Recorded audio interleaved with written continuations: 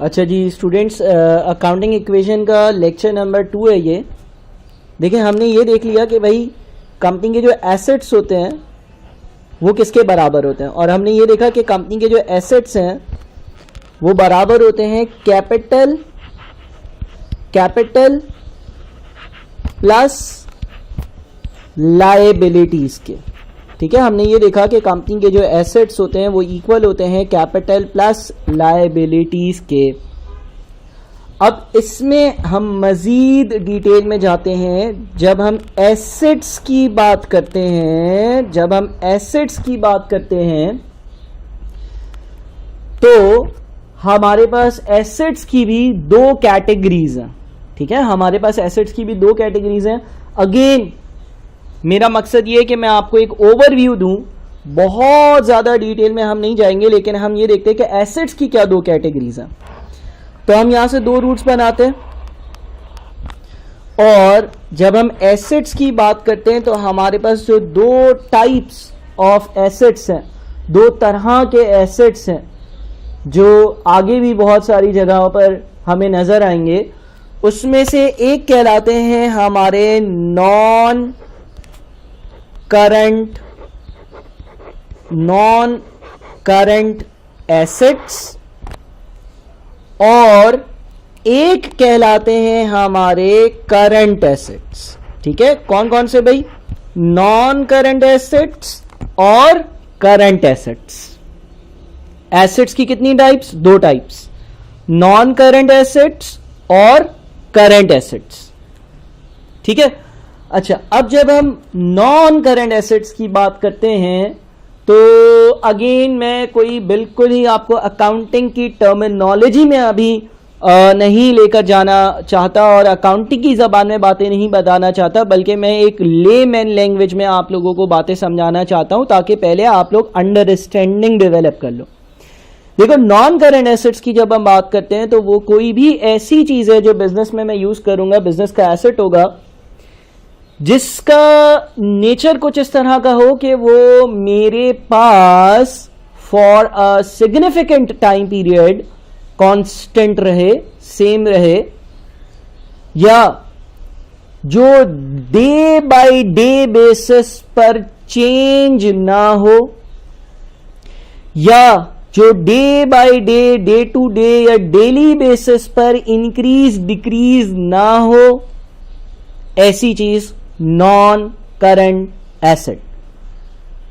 अपनी जिंदगी की आप बात कर लो, आपके पास अगर फॉर एग्जांपल गाड़ी है, रहने के लिए घर है, तो ये नॉन करंट एसेट है।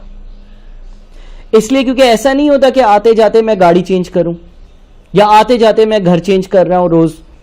ये नॉन करंट एसेट है जो एक अच्छे टाइम पीरियड के लिए या एक सिग्निफिकेंट टाइम पीरियड के लिए कांस्टेंट रहेगा, सेम रहेगा, उतना ही रहेगा जितना है वही रहेगा। और कंपनी की जबान में अगर बात करूं तो हम कह सकते हैं फॉर एग्जांपल फैक्ट्री जो है वो कंपनी का एक नॉन करंट एसेट है। क्यों नॉन करंट एसेट है? अगर कंपनी के पास अगर बिजनेस की ओनरशिप में एक फैक्ट्री है तो ऐसा नहीं है आज फैक्ट्री एक जगह पर है, कल फैक्ट्री शिफ्ट कर दूसरी जगह कर दी, तीसरे दिन फैक्ट्री तीसरी जगह कर दी। तो ये लेमैन लैंग्वेज में मैंने आपको समझा दिया कि नॉन करंट का एसेट क्या है। एक और एग्जांपल भी ले सकते हैं, लेट्स से कंपनी के पास कोई कार्स है। अब कार भी नॉन करंट एसेट है। क्यों नॉन करंट एसेट है? क्योंकि कंपनी की जो कार्स होंगी वो कंपनी ने एक बार खरीद ली, अब वो उसको फायदा देती रहेंगी। कैसे फायदा देती रहेंगी? कंपनी वो डिलीवरी के लिए इस्तेमाल कर रही होगी, ट्रांसपोर्टेशन के लिए इस्तेमाल कर रही होगी, आने जाने के लिए इस्तेमाल कर रहे होंगे कंपनी के लोग। तो ये नॉन करंट एसेट है, बिकॉज ये कार ऐसा नहीं है कि मैं रोज सुबह उठता हूँ, नई गाड़ी खरीदता हूँ, शाम को सोने से पहले वो पुरानी गाड़ी बेचकर एक और गाड़ी खरीद लेता हूँ ताकि अगले दिन नई गाड़ी यूज करूँ। नहीं, ऐसा नहीं है। ये नॉन करंट एसेट है जिसका नेचर एक फिक्स्ड टाइप का नेचर हो, जो रोजमर्रा की जिंदगी में मामूल में चेंज ना हो। तो सर करंट एसेट्स क्या होते हैं? करंट एसेट्स की एक बेहतरीन एग्जांपल है कैश एट बैंक या कैश इन हैंड। यानी कि आपका जो बैंक बैलेंस होता है, एक बिजनेस का जो बैंक बैलेंस होता है वो करंट एसेट है। एक बिजनेस के प्रेमिसेस पर जो कैश पड़ा हुआ होता है वो करंट एसेट है। सर ये करंट एसेट क्यों है? देखो, जो कैश इन हैंड या कैश इन बैंक होता है ना, वो बिजनेस में रोज चेंज होता रहता है। एक दुकानदार की एग्जांपल ले लो, उसके गले में 5,000 सुबह हैं, 2-4 कस्टमर आएंगे, शायद 6,000-7,000 रुपये हो जाएंगे। चाय पानी के वो पे करेगा तो शायद, या अपने लंच के पे करेगा तो शायद 5,700 हो जाएंगे। नया कस्टमर आएंगे तो 7,500-8,000 हो जाएंगे।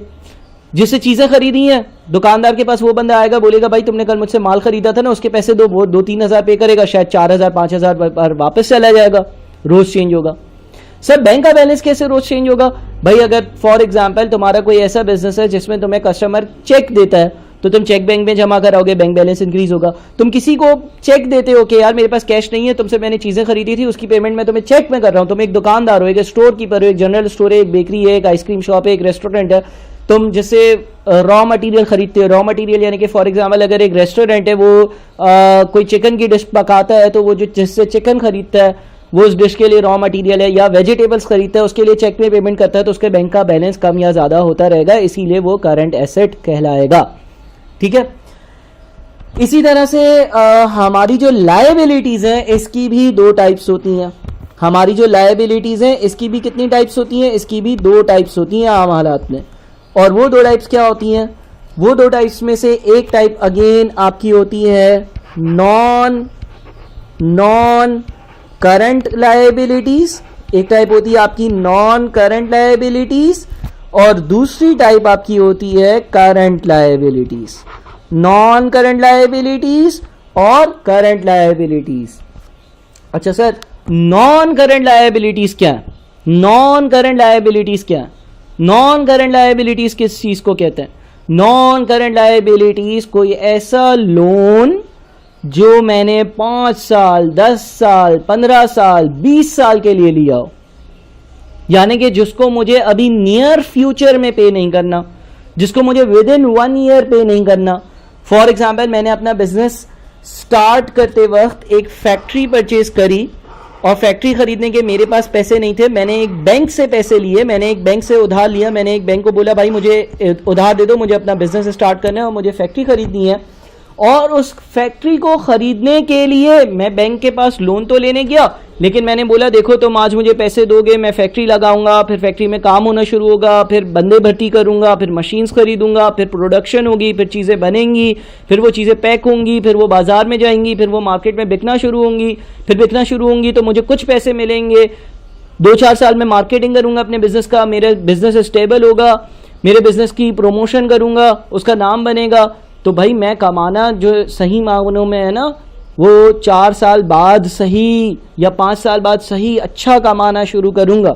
तो मैं फैक्ट्री लेना चाहता हूं बैंक, मुझे लोन भी आप दो, पैसे भी मेरे पास नहीं है, लेकिन मैं आपको लोन की जो रीपेमेंट करूंगा, लोन की रीपेमेंट यानी कि जब मैं आपको लोन वापस करूंगा वो 6 महीने में भी नहीं कर सकता, 1 साल में भी नहीं कर सकता, 2 साल में भी नहीं कर सकता, बल्कि मैं आपको पूरा जो फैक्ट्री लेने के लिए आपसे लोन ले रहा हूं वो रीपे तो करूंगा, लेकिन आज से 5 साल बाद रीपे करूंगा। तो अगर कोई ऐसी बात हो गई यानी कि मैं 5 साल बाद जाकर रीपे करूंगा, वो नॉन करंट लायबिलिटी है। ऐसा लोन जिसको मुझे पे आराम से करना है, ऐसा कोई बैंक लोन जिसको मुझे पे करना है 5 साल बाद, 4 साल बाद, 10 साल बाद, 15 साल बाद, 20 साल बाद बैंक से बात हुई हुई है, वो नॉन करंट लायबिलिटीज में आएगा। लेकिन कभी कभार बिजनेस में ऐसा होता है कि आप जो है ना वो छोटा मोटा 1-2 दिन, 5 दिन, 10 दिन, 15 दिन या 20 दिन का उधार ले लेते हो। फॉर एग्जाम्पल लेट से आपकी एक बुक शॉप है, और आपने जो है ना वो एक बंदा है जो आपके बुक शॉप पर जो है ना वो कैलकुलेटर्स जो है ना वो सप्लाई करता है, और आप फिर वो कस्टमर्स को बेचते हो।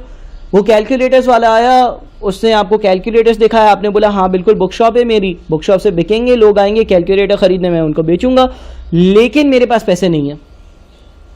तुम 25 कैलकुलेटर मेरी दुकान पर रखवा दो, 25,000 रुपये का बिल बनता है, मैं तुम्हें पैसे दे दूंगा, लेकिन यार मैं 1 महीने बाद दूंगा या 15 दिन बाद दूंगा, 15 दिन बाद मेरे पास कहीं से पैसे आएंगे, मैं तुम्हें पैसे पे कर दूंगा, या 5 दिन बाद दूंगा, या 7 दिन बाद दूंगा, या 10 दिन बाद दूंगा। यानी कि मैं उसको ये कह रहा हूँ कि मुझे तुम उधार पर चीज़ें दे दो, मुझे तुम कैलकुलेटर दे दो, उधार पर दे दो, मैं अपनी दुकान में रखता हूँ, मैं उसको बेचूंगा, बिककर पैसे आएंगे, मैं तुम्हें पैसे दे दूंगा, मना नहीं कर रहा। आज तो कैश नहीं दे सकता है ही नहीं, लेकिन 5 दिन बाद दे दूंगा, 7 दिन बाद दे दूंगा, 10 दिन बाद दे दूंगा, यानी कि ये भी लायबिलिटी है। बिकॉज लायबिलिटी क्या है? लायबिलिटी कोई भी वो पैसे जो कोई और मेरे बिजनेस में लेकर आए, तो भाई मेरे दुकान पर, मेरे बुक शॉप पर अगर 25 कैलकुलेटर पड़े और वो 25 कैलकुलेटर जो है वो मैंने खुद अभी तक खरीदे नहीं है, तो उसकी पेमेंट मुझे किसी को करनी है, लोन है एक तरह से। लेकिन ये करंट लायबिलिटीज में आएगा।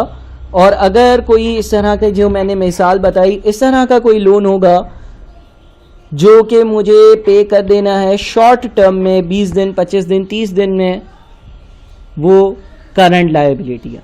तो करंट लायबिलिटीज वो लायबिलिटीज होती हैं जो कुछ टाइम बाद वापस से पे हो जाएंगी, कुछ दिनों बाद पे कर दूंगा, ठीक है। अच्छा, अब इससे रेलेवेंट और किस कॉन्सेप्ट पे बढ़ सकते हैं? मैं वापस से ये अकाउंटिंग इक्वेशन लिखता हूं। हमने current non current liabilities, current non current assets को डिस्कस किया। हमें ये मालूम है assets is equals to capital plus liability, ठीक है। अब लेट से एक बुक शॉप वाले की मिसाल ले लेते हैं, एक बुक शॉप वाले की मिसाल ले लेते हैं। एक बुक शॉप जो है ना, उसके बिजनेस की मिसाल ले लेते हैं और देखते हैं कि उसके पास क्या क्या होगा, एसेट्स में क्या क्या चीजें होंगी। अच्छा, एसेट्स में कितनी टाइप्स हैं? एसेट्स में 2 टाइप्स हैं। क्या 2 टाइप्स हमने बताई? क्या 2 टाइप्स डिस्कस करी? नॉन करंट और करंट, ठीक है। अच्छा, अब सर बुक शॉप के लिए एसेट्स में क्या क्या आ सकता है? पहली चीज जो आ सकती है वो है शॉप। और सर शॉप नॉन करंट में क्यों लिखा? रोजमर्रा शॉप चेंज होगी? नहीं। और लेट से इसके शॉप की जो वैल्यू है ना वो है $7,000, ये एक नॉन करंट एसेट हो गया। सर दूसरी क्या चीज हो सकती है? फर्नीचर। दूसरी क्या चीज हो सकती है? फर्नीचर। ये भी नॉन करंट एसेट है, लेट से $3,000। सर ये नॉन करंट एसेट क्यों है? भाई जो उसका काउंटर होगा, जो उसका शेल्फ होगा, जो उसका फर्नीचर होगा, जिसमें उसने बुक शॉप वाला है तो किताबें रखी होंगी, कैलकुलेटर्स रखे होंगे, पेन्स रखे होंगे, वो रोज थोड़ी चेंज करता है। एक आपने फर्नीचर लाकर, एक आपने क्या कहते हैं, किताबों का रैक लाकर अपनी दुकान में जब रख दिया तो उसको रोज रोज चेंज तो नहीं करोगे। तो लेट से इस बुक शॉप वाले के पास भाई 2 नॉन करंट एसेट्स हैं, टोटल $10,000 हो गए। फिर करंट एसेट्स की बात करते हैं। करंट एसेट्स वो चीज जो बिजनेस में मैं इस्तेमाल करूंगा, रोजमर्रा चेंज होगी, लॉन्ग टर्म वाली ना हो। लेट से इसके पास कुछ कैश है। कैश कैसा? भाई उसका जो वो काउंटर है उसमें वो गले में पैसे पड़े हुए होते हैं ना, कस्टमर आएगा पैसे देगा, सप्लायर आएगा उसको मैं पैसे पे करूंगा। और लेट से वो पड़े हुए हैं $800, ये कैश भी एक एसेट है। सर लेकिन करंट एसेट क्यों है? रोजमर्रा चेंज होता रहेगा, हर आधे 1 घंटे बाद कोई कस्टमर आएगा, 50 रुपए 100 रुपए पे करेगा, किसी को मैं पे कर रहा हूँ, रोज चेंज होगा, करंट एसेट है। अच्छा, शॉप में सर काम क्या होता है? सर बुक शॉप अगर है ना तो वो क्या क्या चीजें बेचेगी? वो बुक्स बेचेगी, वो नोटबुक्स बेचेगी, उसके बाद पेन होंगे, उसके पास पेंसिल होंगे, उसके पास कैलकुलेटर्स होंगे, एंड सो ऑन, एक लंबी तवील लिस्ट, ठीक है ना। बुक शॉप का एक काम क्या होता है भाई? बुक शॉप पे बुक्स मिलती हैं, नोटबुक्स मिलती हैं, पेन, पेंसिल, कैलकुलेटर, इरेजर, ये सारी चीजें अवेलेबल होती हैं। अब जरा गौर से बात सुनना, गौर से सुनना। कोई भी एक बिजनेस हो, फॉर एग्जाम्पल यहां पर एक बुक शॉप है, वो जिस चीज की ट्रेडिंग करे, ट्रेडिंग का क्या मतलब होता है सर? जिस चीज को खरीदे और बेचे, खरीदे और बेचे। मतलब एक बुक शॉप वाला है, वो क्या करेगा? वो होलसेल से बुक्स खरीदेगा, होलसेल से पेन्स पेंसिल्स खरीदेगा, या किसी कंपनी से पेन, पेंसिल्स, कैलकुलेटर्स, बुक्स खरीदेगा और वो उन चीजों को उसके बुक शॉप पे डिस्प्ले कर कर कस्टमर्स को, आम लोगों को बेचेगा। यही करेगा ना बुक शॉप। तो जनाब अगर कोई बिजनेस कोई किसी चीज की ट्रेडिंग करता है, ट्रेडिंग का मतलब ये है कि वो एक जगह से वो चीज खरीदता है, दूसरी जगह से वो उस चीज को बेचता है, वो कस्टमर्स को चीजें बेचता है, वो सप्लायर्स से चीजें खरीदता है। उसकी दुकान पर सप्लायर्स आते होंगे, सप्लायर्स उसको चीजें बेचते होंगे, सप्लायर कौन होते हैं भाई? जो मटेरियल सप्लाई करते हैं, यानी कि फॉर एग्जांपल आपको बुक्स, आपकी बुक शॉप पे बुक्स जो है वो ऐसे उड़ के तो नहीं आएंगी ना। कोई आएगा बोलेगा भाई ये जो है ना ये बुक है और ये आप रखो अपनी बुक शॉप से बेचो और फिर बिके तो आपको जो है वो प्रॉफिट होगा, हमें भी देना है इसके पैसे। नोटबुक्स है, कोई रखवा कर जाएगा, वो कहलाएगा सप्लायर। और बेचूंगा किसको? कस्टमर को बेचूंगा। कस्टमर कौन होगा? जो चीज़ें खरीदने आएगा। ठीक है, जिन चीज़ों की कोई बिजनेस ट्रेडिंग करेगा ना, उन चीज़ों का एक कंबाइंड नाम अकाउंटिंग में जो हम रखते हैं वो रख देते हैं इन्वेंट्री। इसको हम स्टॉक भी कहा करते हैं। ठीक है, स्टॉक या इन्वेंट्री। स्टॉक या इन्वेंट्री क्या चीज़ है? जिन चीज़ों की खरीदो फरोख्त करी जाएगी, जिन चीज़ों को खरीदा या बेचा जाएगा, जो चीज़ें फॉर एग्जांपल बुक शॉप वाले के लिए इन्वेंट्री क्या है? Books, notebooks, pen, pencil, calculator, ये उसके लिए इन्वेंट्री है। इसी तरह से मैं अगर एक लेमैन लैंग्वेज में समझाऊं, एक बेकरी है, बेकरी के लिए इन्वेंट्री क्या है? चिप्स, बिस्किट्स, पिज़्ज़ास, पेस्ट्रीज, ये सारी चीज़ें क्या है? ये उसकी इन्वेंट्री है। ठीक है, इसी तरह से एक कार शोरूम वाले के लिए इन्वेंट्री क्या है? कार्स। इसी तरह से एक कोई फॉर एग्जांपल कोई आउटलेट है जहाँ पर क्या कहते हैं, जूते बिकते हैं, तो वो जितने भी शूज़ हैं, बूट्स हैं, स्लीपर्स हैं, ये सारी चीज़ें क्या है? ये उसकी इन्वेंट्री है। तो लेट्स से कि इसके पास जो इन्वेंट्री पड़ी हुई थी, यानी कि ये जो सारी चीज़ों की वैल्यू थी, books, pencil, rubber, sharpener, eraser, scale, pencil, calculator, वो वैल्यू थी 1200। तो सर ये करंट एसेट क्यों है? एसेट वो हर वो चीज़ होती है एसेट जो मैं अपने बिजनेस में इस्तेमाल करूंगा, जिससे मुझे मेरे बिजनेस में फ़ायदा होगा। ये हमने एक रफ उसकी डेफिनेशन पढ़ी थी। तो सर इन्वेंट्री से क्या फ़ायदा हो रहा है? बेचोगे, पैसा कमाओगे, ये फ़ायदा हो रहा है। ठीक है सर, करंट क्यों है, नॉन करंट क्यों नहीं है? करंट इसलिए है क्योंकि क्या ऐसा है कि किसी बुक शॉप में 5 साल पहले जो चीज़ें पड़ी हुई थी वही आज पड़ी हुई है, तो फिर तो उसका बिजनेस करने का कोई फ़ायदा ही नहीं है।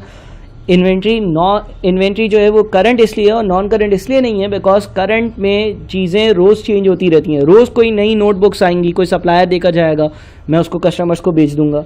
रोज़ कोई नई पेन, पेंसिल, कैलकुलेटर, इरेजर देकर जाएगा, मैं उसको बेच दूंगा। तो जो करंट एसेट्स हैं, उन करंट एसेट्स का जो टोटल बनेगा वो होगा $2000। इसका मतलब इस कंपनी में टोटल कितने के एसेट्स हैं? इस कंपनी में टोटल जो एसेट्स हैं ना वो हैं आपके 10,000 और 2,000, यानी कि $12,000।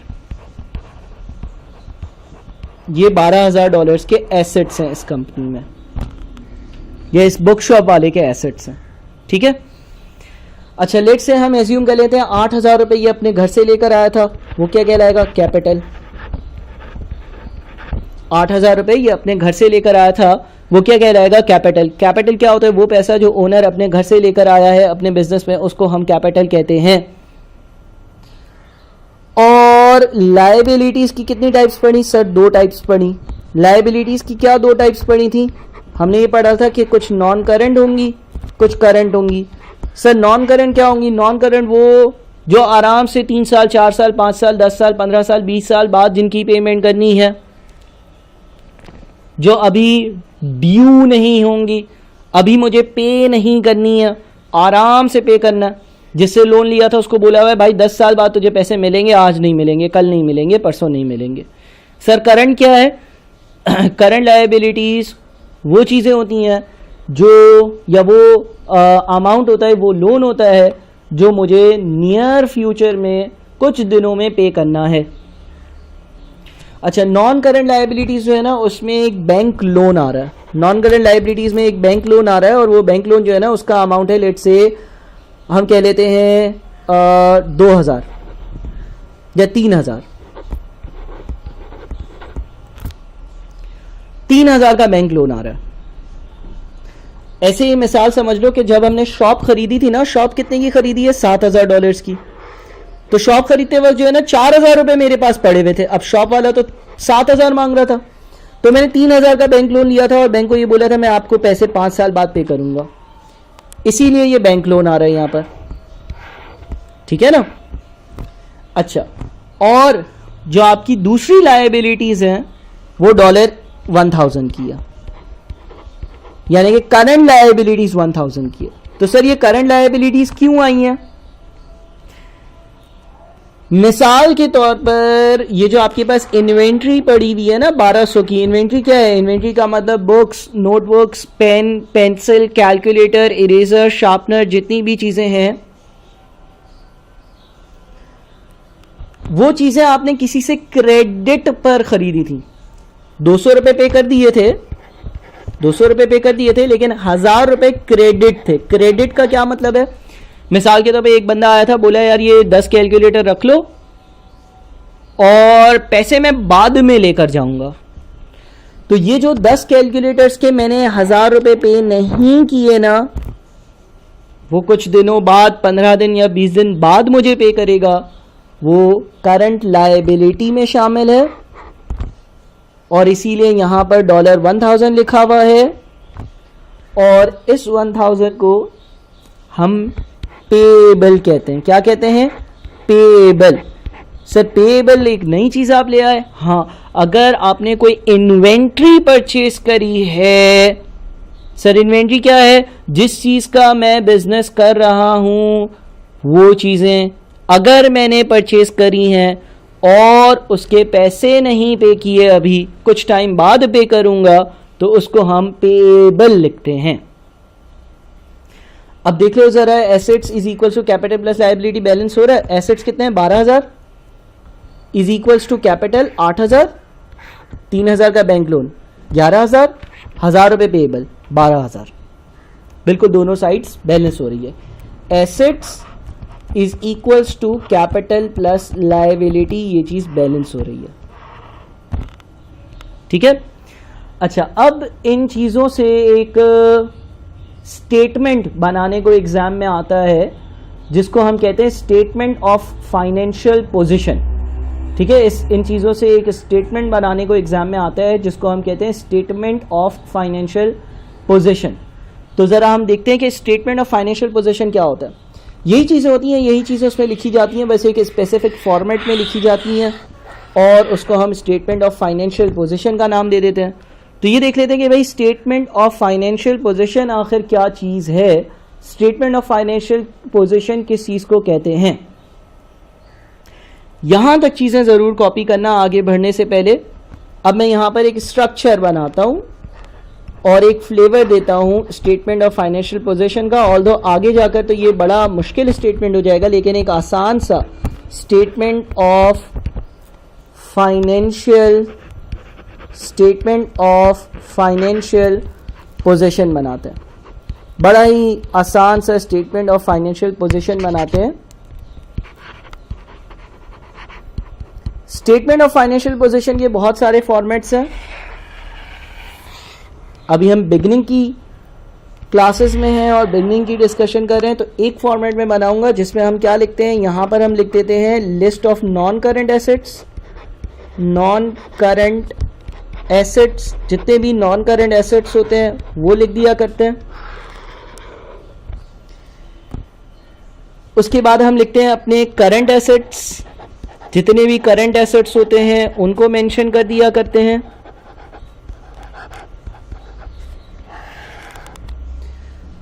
उसके बाद यहां पर हम कैपिटल लिखते हैं। कैपिटल यानी कि वो पैसा जो मैं खुद लेकर आया हूं बिजनेस में। उसके बाद हम अपना नॉन करंट लायबिलिटीज का अमाउंट लिखते हैं। नॉन करंट लायबिलिटीज का अमाउंट लिखते हैं, यानी कि वो वाला लोन जो मुझे 1 साल से ज्यादा टाइम में पे करना है उसकी अमाउंट्स लिखते हैं।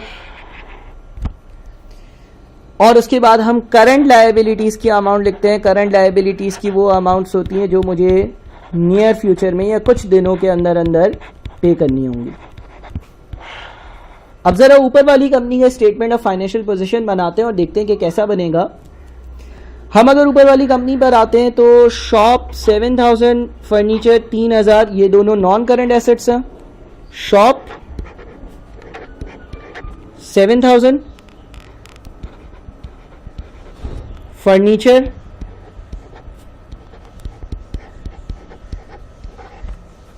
3000, ये बन गया टोटल $10,000। करंट एसेट्स में क्या क्या है हमारे पास? करंट एसेट्स में कैश 800 और इन्वेंट्री 1200 है। करंट एसेट्स में हमारे पास जो है ना वो इन्वेंट्री है 1200 और कैश है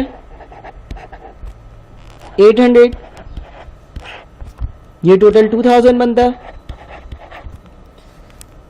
यानी कि अब अगर हम करंट और नॉन करंट एसेट सबको टोटल कर दें तो 12,000 बनता है। ये टोटल एसेट्स है।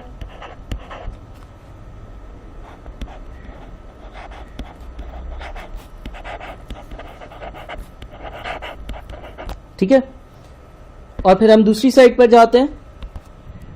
दूसरी साइड पर हमारे पास जो है ना वो कैपिटल है। कितना पैसा घर से लेकर आया ये बंदा? 8,000।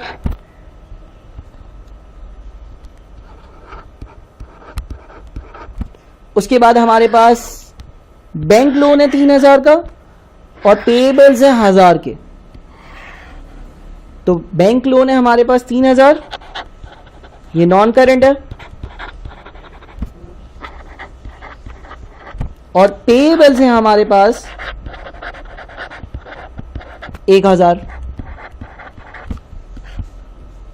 सही है, और इसको भी अगर हम ऐड कर दें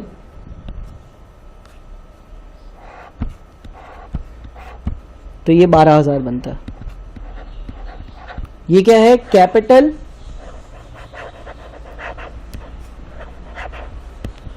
एंड लायबिलिटीज।